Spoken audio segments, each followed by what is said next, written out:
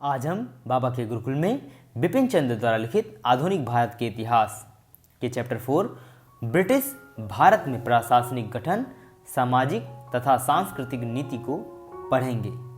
अगर आपने हमारे चैनल को अभी तक सब्सक्राइब नहीं किया है तो आप इसे तुरंत कर लें।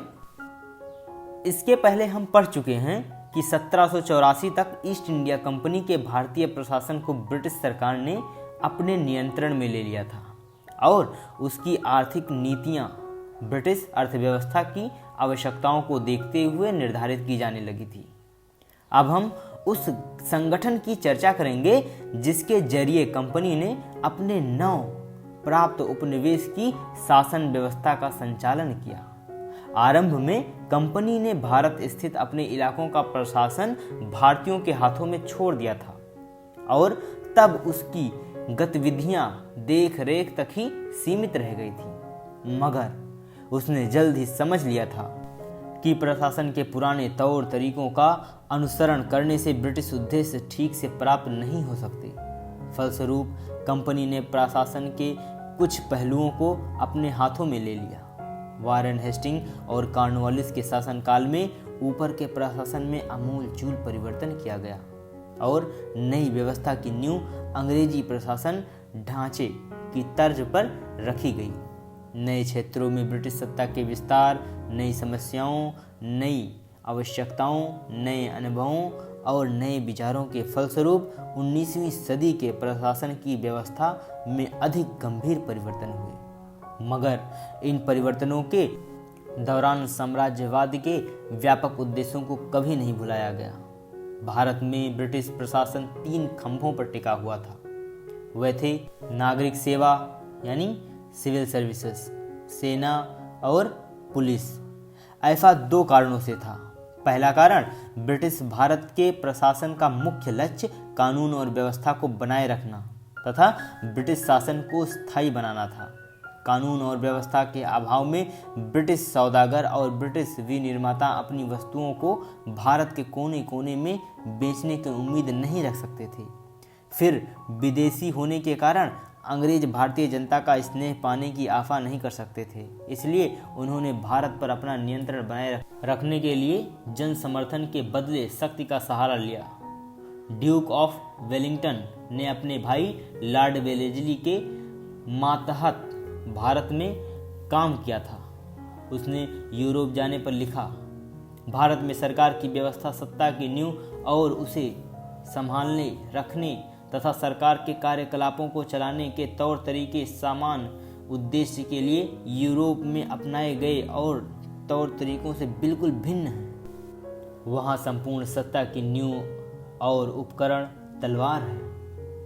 अब हम नागरिक सेवा यानी सिविल सर्विसेज को पढ़ेंगे। नागरिक सेवा यानी सिविल सर्विसेज का जन्मदाता लॉर्ड कॉर्नवालिस था। जैसा कि पहले के एक अध्याय में हम देख चुके हैं, आरंभ से ही पूर्व में ईस्ट इंडिया कंपनी का एक व्यापार कर्मचारियों के जरिए होता था। कर्मचारियों को बहुत कम मजदूरी दी जाती थी, मगर उन्हें अपना निजी व्यापार करने की इजाज़त थी। बाद में जब कंपनी एक क्षेत्रीय शक्ति बन गई, तब उन्हीं कर्मचारियों ने प्रशासनिक कार्य करने आरंभ किए। वे तब अत्यंत भ्रष्ट हो गए। स्थानीय बुनकरों और दस्तकारों, सौदागारों और जमींदारों का उत्पीड़न कर राजाओं और नवाबों से घूस और नजराना ऐंठकर गैर कानूनी निजी व्यापार के जरिए उन्होंने अकथनीय संपदा इकट्ठा की और उसे लेकर सेवानिवृत्त होकर इंग्लैंड चले गए। क्लाइव और वारेन हेस्टिंग ने उनके भ्रष्टाचार को समाप्त करने के प्रयास किए, मगर वे इस काम में आंशिक रूप से ही सफल रहे। कॉर्नवालिस 1786 में भारत का गवर्नर जनरल बनकर आया। वह प्रशासन को स्वच्छ बनाने के लिए दृढ़ प्रतिज्ञ था, मगर उसने महसूस किया कि कंपनी के कर्मचारी तब तक ईमानदारी और कुशलतापूर्वक काम नहीं कर सकते जब तक उन्हें पर्याप्त वेतन नहीं दिए जाते। इसलिए उसने निजी व्यापार तथा अफसरों द्वारा नजरानों और घूस लिए जाने के खिलाफ सख्त कानून बनाए। साथ ही उसने कंपनी के कर्मचारियों के वेतन भी बढ़ा दिए। उदाहरण के लिए जिले के कलेक्टर का वेतन 1500 रुपये प्रति माह निर्धारित किया गया। इसके अतिरिक्त उसे अपने जिले की कुल वसूली की गई राजस्व रकम का 1% दिया जाना तय हुआ। वस्तुतः कंपनी की नागरिक सेवा संसार में सबसे अधिक भुगतान पाने वाली सेवा हो गई। कॉर्नवालिस ने यह भी निर्धारित किया कि नागरिक सेवा में पदोन्नति वरिष्ठता के आधार पर होगी, जिससे उसके सदस्य बाहरी प्रभाव से मुक्त रहें। लॉर्ड बेलेजली ने 1800 में नागरिक सेवा में आने वाले युवा लोगों के प्रशिक्षण के लिए कलकत्ता में फोर्ट विलियम कॉलेज खोला। कंपनी के निवेशकों ने उसकी कार्रवाई को पसंद नहीं किया और 1806 में उन्होंने कलकत्ता के कॉलेज की जगह इंग्लैंड में हैलीबरी के अपने ईस्ट इंडिया कॉलेज में प्रशिक्षण का काम आरंभ किया। 1853 तक नागरिक सेवा में सारी नियुक्तियां ईस्ट इंडिया कंपनी के निवेशक करते रहे। बोर्ड ऑफ कंट्रोल के सदस्यों को खुश करने के लिए उन्होंने उन्हें कुछ नियुक्तियां करने का मौका दिया। निवेशकों ने इस लाभप्रद और बहुमूल्य विशेषाधिकारों को बनाए रखने के लिए बहुत संघर्ष किया। जब संसद ने उनके अन्य आर्थिक और राजनीतिक विशेषाधिकारों को छीन लिया, तब भी उन्होंने इस विशेषाधिकार को छोड़ने से इनकार कर दिया। अंततोगत्वा 1853 में वह उसे खो बैठे, जब चार्टर एक्ट ने यह कानून व्यवस्था लागू कर दी कि नागरिक सेवा में सारे प्रवेश प्रतियोगी परीक्षाओं के द्वारा किए जाएंगे। कॉर्नवालिस के जमाने से ही भारतीय नागरिक सेवा की एक खास विशेषता थी, भारतीयों को बड़ी सख्ती से पूरी तरह अलग रखना। अधिकृत तौर पर 1793 में यह व्यवस्था की गई थी कि प्रशासन में उन सारे ऊंचे ओहदों पर जहां 500 पाउंड सालाना से अधिक वेतन मिलता था, केवल अंग्रेज ही नियुक्त हो सकते थे। इस नीति को सरकार की अन्य शाखाओं जैसे सेना, पुलिस, न्यायपालिका और इंजीनियरिंग में भी लागू किया गया। कॉर्नवालिस की जगह गवर्नर जनरल बनकर भारत आने वाले जॉन शोर के शब्दों में, अंग्रेजों का बुनियादी सिद्धांत सारे भारतीय राष्ट्र को हर संभव और अपने हितों और फायदों के लिए गुलाम बनाना था। भारतवासियों को हर सम्मान, प्रतिष्ठा या ओहदे से वंचित रखा गया है, जिन्हें स्वीकार करने के लिए छोटे से छोटे अंग्रेजों की भी चिरौरी की जा सकती है। अंग्रेजों ने ऐसी नीति का अनुसरण क्यों किया? उसके लिए अनेक कारक संयुक्त रूप से जिम्मेदार थे।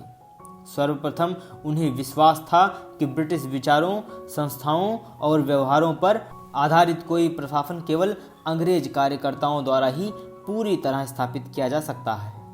उन्हें भारतीय लोगों की योग्यता और ईमानदारी पर भरोसा नहीं था। उदाहरण के लिए चार्ल्स ग्रांट ने भारतीय जनता की निंदा करते हुए कहा कि वह मनुष्यों की अत्यंत पतित और निकृष्ट नस्ल है, जिसमें नैतिक जिम्मेदारी की भावना नाम मात्र रह गई है और जो अपने दुर्गुणों के कारण विपन्नता में धंसी हुई है। इसी तरह कॉर्नवालिस का विश्वास था कि हिंदुस्तान का हर निवासी भ्रष्ट है। उल्लेखनीय है कि यह आलोचना कुछ हद तक तत्कालिक भारतीय अफसरों और जमींदारों के एक छोटे वर्ग पर जरूर लागू होती होगी, मगर यह आलोचना समान रूप से भारत स्थित ब्रिटिश अफसरों पर भी सटीक बैठती थी।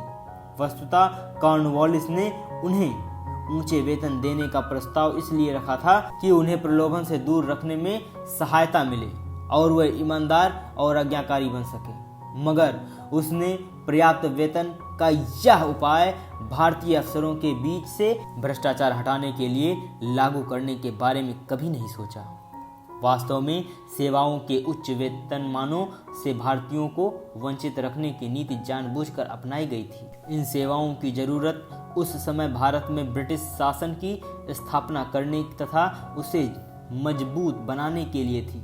जाहिर है कि यह काम भारतीयों पर नहीं छोड़ा जा सकता था, जिसमें अंग्रेजों की तरह ब्रिटिश हितों के लिए ना तो एक सहज सहानुभूति थी और ना उनकी सी समझदारी। वस्तुतः इन नियुक्तियों को लेकर उनके बीच घनघोर संघर्ष हुए। नियुक्त करने का अधिकार कंपनी के निर्देशकों तथा ब्रिटिश मंत्रिमंडल के बीच बहुत दिनों तक विवाद का विषय बना रहा। ऐसी स्थिति में अंग्रेज भारतवासियों को इन जगहों पर कैसे आने देते, मगर छोटे ओहदों के लिए भारतवासियों को बड़ी संख्या में भर्ती किया गया, क्योंकि वे अंग्रेजों की अपेक्षा कम वेतन तथा आसानी से उपलब्ध थे। भारतीय नागरिक सेवा यानी इंडियन सिविल सर्विसेज धीरे धीरे दुनिया की एक अत्यंत कुशल और शक्तिशाली सेवा के रूप में विकसित हो गई। उसके सदस्यों को काफ़ी अधिकार थे और बहुधा वे नीति निर्माण के कार्य में भाग लेते थे। उन्होंने आज़ादी, ईमानदारी और कठिन परिश्रम की कतिपय परंपराएं विकसित की। यद्यपि इन गुणों ने स्पष्टता भारतीय हितों को नहीं बल्कि ब्रिटिश हितों का साधा। उनको यह विश्वास हो गया कि भारत पर शासन करने का उन्हें लगभग दैविक अधिकार मिल गया है।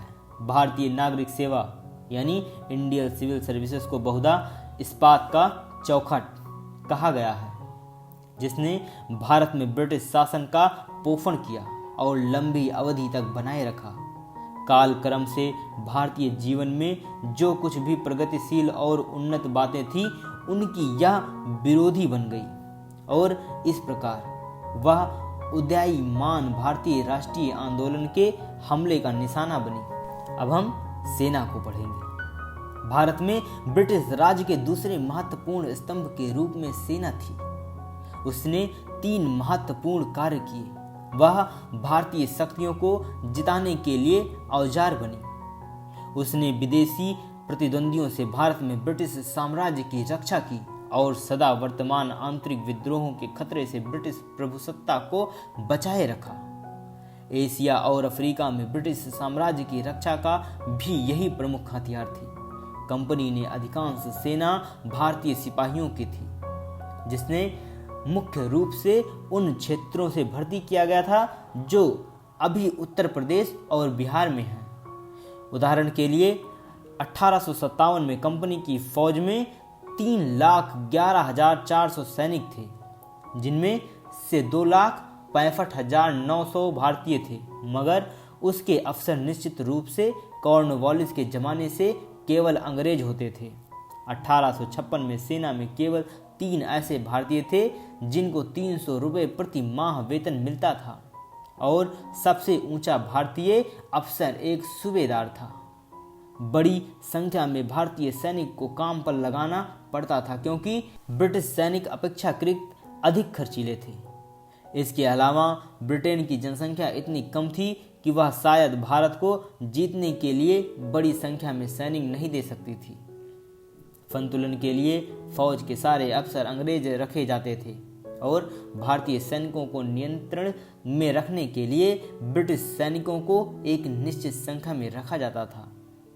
अब इस पर बड़ा अचरज होता है कि मुट्ठी भर विदेशी ऐसी फौज के जरिए भारत को जीतने और नियंत्रण करने में सफल हो सके जिसमें भारतीयों का ही बहुमत था। ऐसा 2 कारणों से संभव हुआ। एक ओर उस समय देश में आधुनिक राष्ट्रीयता का अभाव था। बिहार या अवध के किसी सैनिक ने ना यह सोचा और न ही वह यह सोच सकता था कि मराठों या पंजाबियों को हराने में कंपनी की सहायता कर वह भारत विरोधी हो रहा है। दूसरी ओर भारतीय सैनिक की यह बड़ी पुरानी परंपरा रही थी कि वह जिससे वेतन पाए उसकी निष्ठापूर्वक सेवा करे। इसे आमतौर से नमक हलाली कहा जाता था। दूसरे शब्दों में भारतीय सैनिक भाड़े का एक बढ़िया सिपाही था और कंपनी एक अच्छी वेतनदाता थी। उसने अपने सैनिकों को नियमित रूप से अच्छा वेतन दिया। यह एक ऐसी चीज थी जो भारतीय शासक और सरदार उस समय नहीं कर सकते थे। अब हम पुलिस के बारे में पढ़ेंगे। पुलिस ब्रिटिश शासन का तीसरा स्तंभ थी। उसका सृजन करने वाला भी कॉर्नवालिस ही था। उसने जमींदारों को पुलिस कार्यों से मुक्त कर दिया और कानून तथा व्यवस्था बनाए रखने के लिए एक नियमित पुलिस दल की स्थापना की। इसके लिए उसने थानों की पुरानी भारतीय व्यवस्था को आधुनिक बनाया। दिलचस्प बात यह है कि पुलिस व्यवस्था के मामले में भारत ब्रिटेन से आगे हो गया।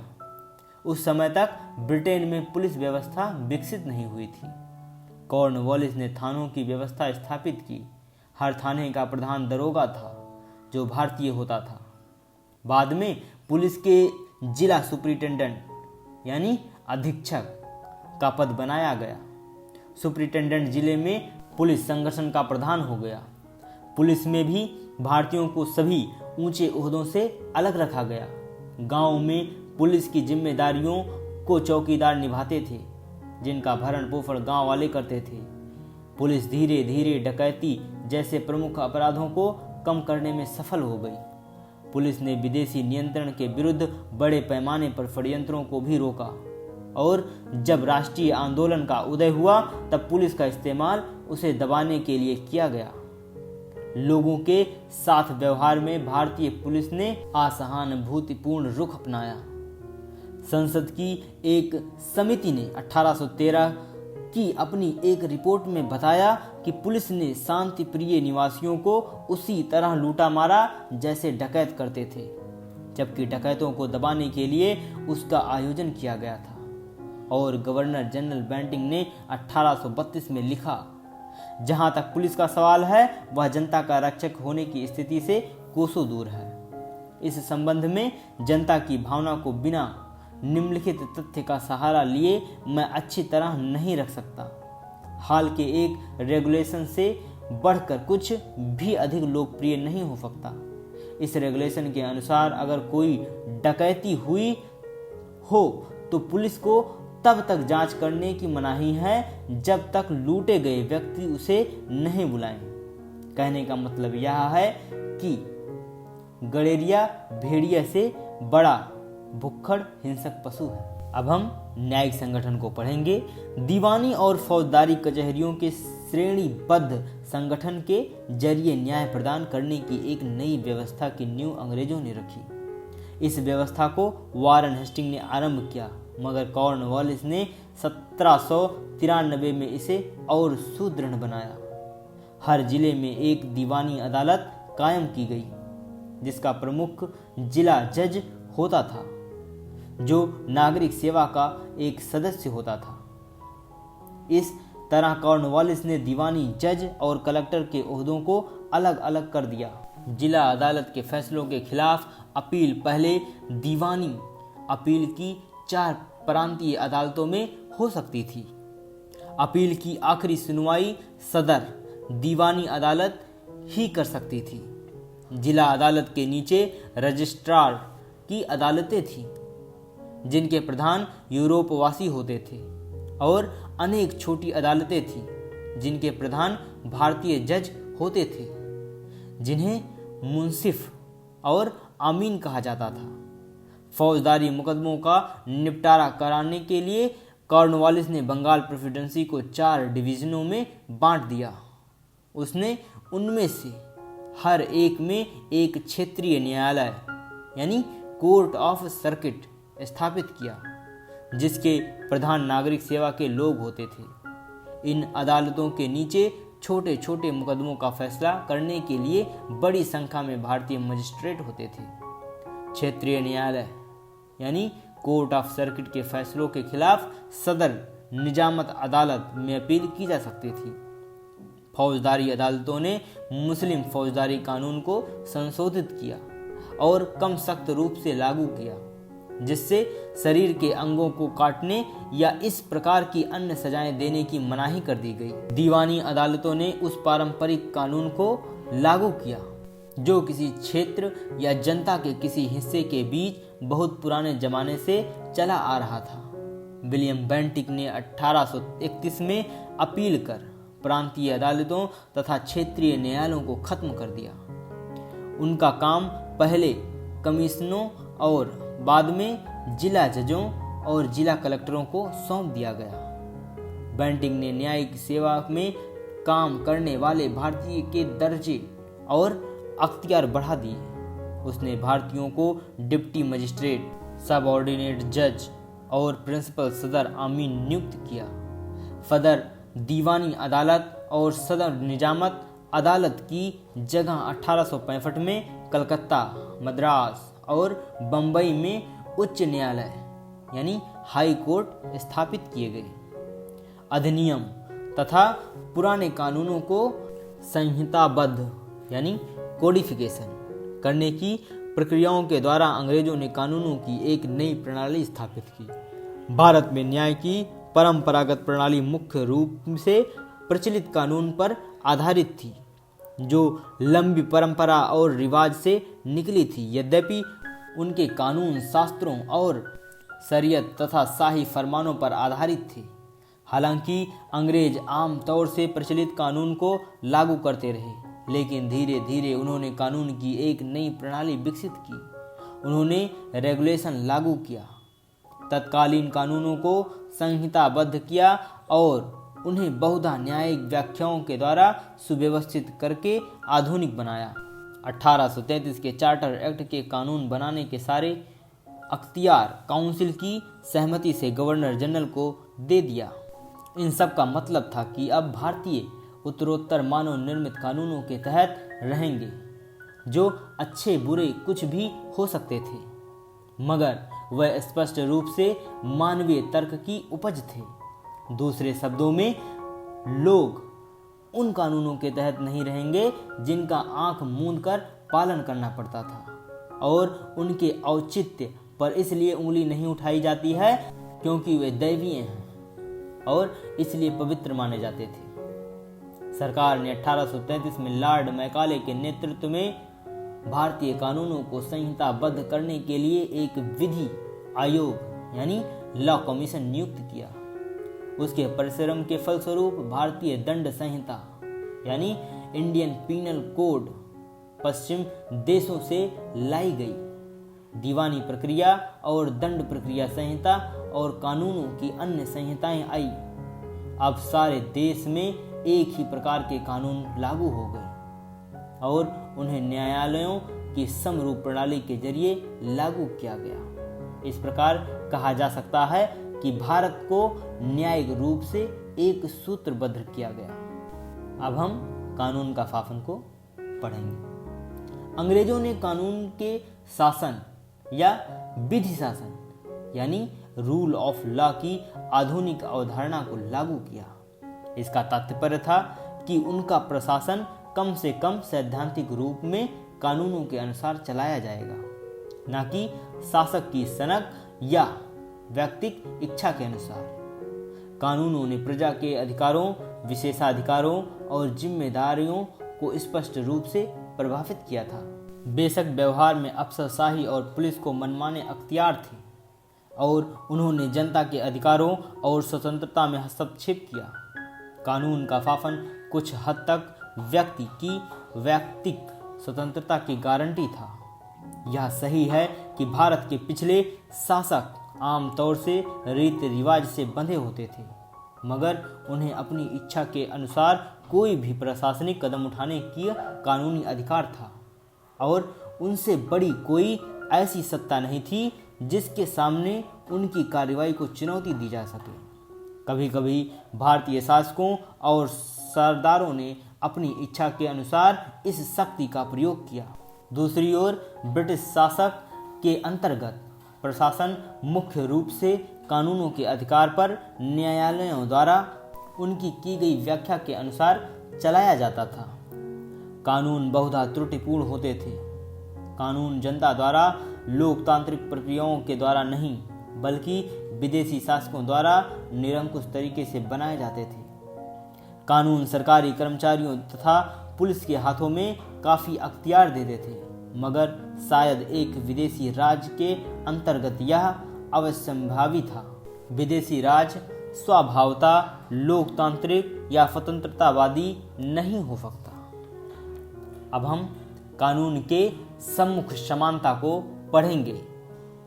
अंग्रेजी राज के दौरान भारतीय विधि प्रणाली कानून के सम्मुख समानता की अवधारणा पर आधारित थी। इसका मतलब था कि कानून की निगाहों में सारे मनुष्य बराबर हैं। जाति, धर्म या वर्ग के आधार पर बिना किसी भेदभाव के एक ही कानून सब लोगों पर लागू होता था।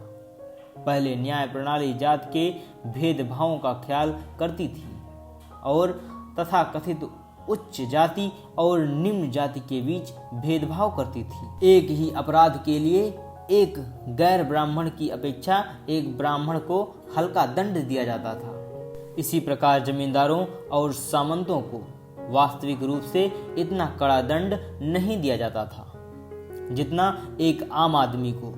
वस्तुतः उनके खिलाफ उनकी कार्रवाई के लिए अक्सर मुकदमा नहीं चलाया जाता था। अब दीनहीन लोग भी न्यायालय में जा सकते थे। कानून के सम्मुख समानता के इस उत्कृष्ट सिद्धांत का एक अपवाद भी था, वह यह कि यूरोप वासियों और उनके वंशजों के लिए अलग अलग अदालत और यहाँ तक कि अलग अलग कानून भी थे। उनके खिलाफ फौजदारी मुकदमों की सुनवाई केवल यूरोपीय जज ही कर सकते थे। अनेक अंग्रेज अधिकारियों, सैनिक अधिकारियों, बागान मालिकों और सौदागारों ने भारतीय लोगों के साथ अहंकारी, निष्ठुर और क्रूर व्यवहार किया। लेकिन जब उनके खिलाफ मुकदमा चलाने के प्रयास हुए तब उन्हें अप्रत्यक्ष और अनुचित संरक्षण दिए गए। फलस्वरूप मुकदमों की सुनवाई करने वाले अनेक यूरोपीय जजों ने उन्हें हल्की सजा दी या ऐसे ही रिहा कर दिए। जैसा कि ऊपर कहा जा चुका है, उनके खिलाफ मुकदमे की सुनवाई केवल यूरोपीय जज ही कर सकते थे। फलस्वरूप प्रायः न्याय की हत्या होती थी। व्यवहार में एक अन्य प्रकार की कानूनी समानता उभर कर आई। न्याय काफ़ी महंगा हो गया क्योंकि कोर्ट फीस का भुगतान करना पड़ता था, वकील करने पड़ते थे और गवाहों के खर्च को पूरा करना होता था। आमतौर से कचहरियों दूर शहरों में होती थी। मुकदमे वर्षों तक चलते थे। जटिल कानून अशिक्षित और गैर जानकार किसानों की समझदारी से बाहर थे। निरपवाद रूप से धनी लोग कानूनों और कचहरियों को अपने पक्ष में मोड़ सकते थे। किसी गरीब आदमी को निचली अदालत से अपील सुनने वाली सबसे बड़ी अदालत तक न्याय की लंबी प्रक्रिया में ले जाने और फलस्वरूप उसे पूरी तरह बर्बाद करने की धमकी ही उसे घुटने टेकने पर मजबूर कर देती थी। इसके अलावा पुलिस तथा शेष प्रशासकीय तंत्र के अंदर व्याप्त भ्रष्टाचार के कारण न्याय नहीं मिल पाता था। अधिकारी बहुधा धनी लोगों का पक्ष लेते थे। बिना सरकारी कार्रवाई से डरे जमींदार रैयतों पर अत्याचार करते थे।